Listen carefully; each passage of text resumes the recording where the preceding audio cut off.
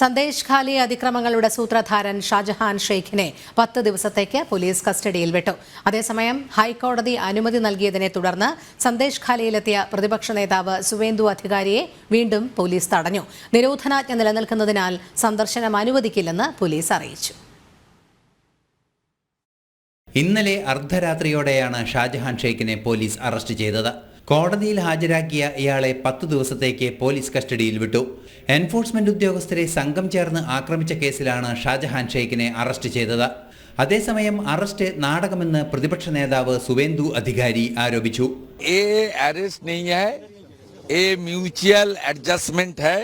उसको 5 star facility jail में मिलेगा, मोबाइल फोन यूज करेगा, जेल के अंदर से एरिया कंट्रोल करेगा और धांधली गुंडागर्दी सब चलते रहेगा. जितना टाइम तक सेंट्रल एजेंसी इसको हिरासत में नहीं लेगा उतना टाइम तक वहाँ का पीड़ित जनता को न्याय नहीं मिलेगा. ഹൈക്കോടതിയുടെ അനുമതിയോടെ സന്ദേശ് ഖാലി സന്ദർശിക്കാനെത്തിയ പ്രതിപക്ഷ നേതാവ് സുവേന്ദു അധികാരിയെ വീണ്ടും പോലീസ് തടഞ്ഞു. നിരോധനാജ്ഞ ചൂണ്ടിക്കാട്ടിയായിരുന്നു പോലീസിന്റെ നടപടി. എങ്കിലും സുവേന്ദു അധികാരി സന്ദേശ് ഖാലിയിലെ വിവിധ ഇടങ്ങളിൽ സന്ദർശനം തുടരുമെന്നറിയിച്ചു. അനുബന്ധ ഗ്രാമങ്ങളിലേക്കും അദ്ദേഹം യാത്ര ചെയ്യുന്നുണ്ട്. ഷാജഹാന്റെ അറസ്റ്റോടെ പശ്ചിമ ബംഗാളിൽ നിയമവാഴ്ച തിരിച്ചുവരുന്നതായി ഗവർണർ CV ആനന്ദബോസ് പറഞ്ഞു. I told you there will be light at the end of the tunnel. That is democracy. We waited, but the deed has been done. This is a lesson to everyone. Now let's hope new dawn of lawfulness will come back to Bengal.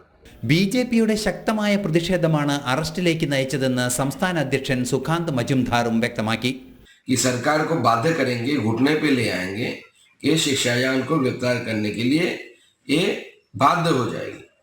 आज हमारी आंदोलन की वजह से, Bharatiya Janata party के आंदोलन की वजह से और संदेश खाली की माता बहनों की आंदोलन की वजह से सरकार बाध्य हुई है, ममता बनर्जी बाध्य हुई है शेख ഷാജഹാൻ को गिरफ्तार करने के लिए. ഭൂമി കയ്യേറ്റ കേസിലും സ്ത്രീകളെ ആക്രമിച്ച കേസിലും ഉൾപ്പെടെ ഷാജഹാൻ ഷെയ്ഖിനെതിരെ നിരവധി കേസുകളുണ്ട്.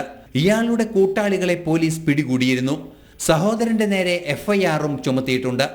ന്യൂസ് ഡെസ്ക്, ജനം.